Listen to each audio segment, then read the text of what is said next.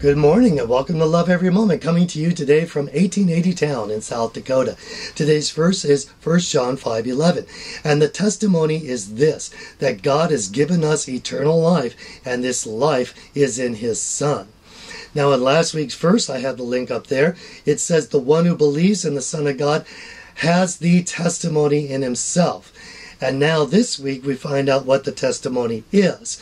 That God has given us eternal life, and this life is in His Son. There's a few things going on. The first word I want to focus on is given.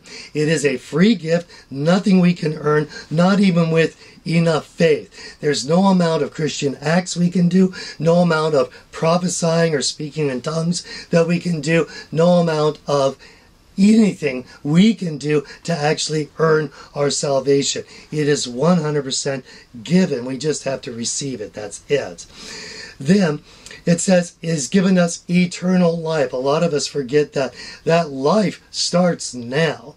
And when we die, we still have the eternal life. Actually, I could turn that around and say the eternal life starts when we die to the flesh.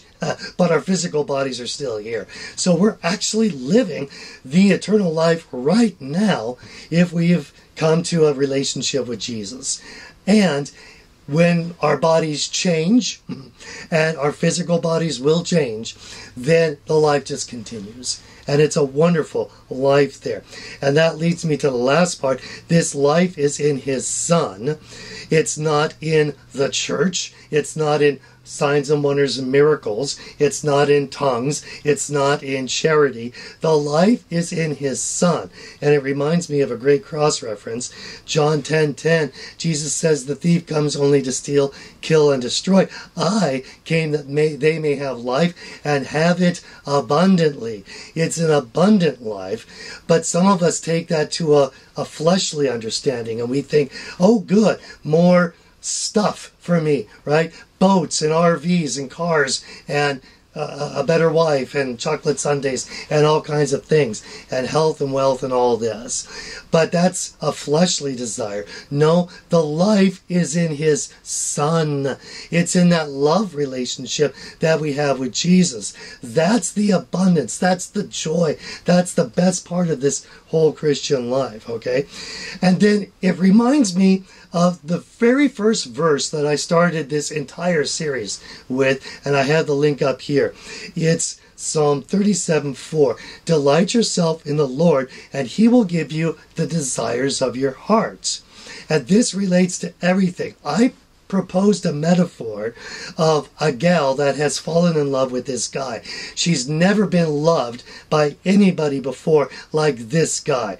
He loves her like crazy, loves her just as she is, and now she's fallen madly in love with him.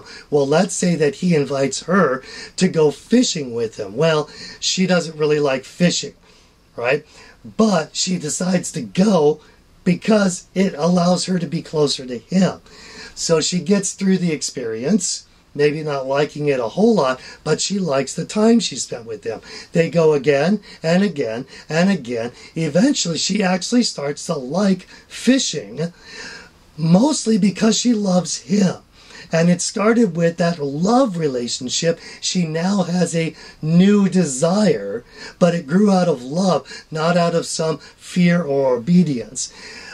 Similarly, she may have had old desires that she doesn't mind giving up anymore. For example, now they want to get married and they want to live the RV life and travel the country in an RV like this, but she has this wonderful collection of old books. Well, in order for this RV life to happen, she has to give up that collection. But even though she had that desire before, her desire for this guy is stronger. Her love for this guy. She has delighted herself in the Lord, and He has given her all new desires of her heart. And that is the abundant life in Jesus Christ. So let's choose to love every moment, because then we're going to love every moment. I'm your average wretch, and I hope you have a great week.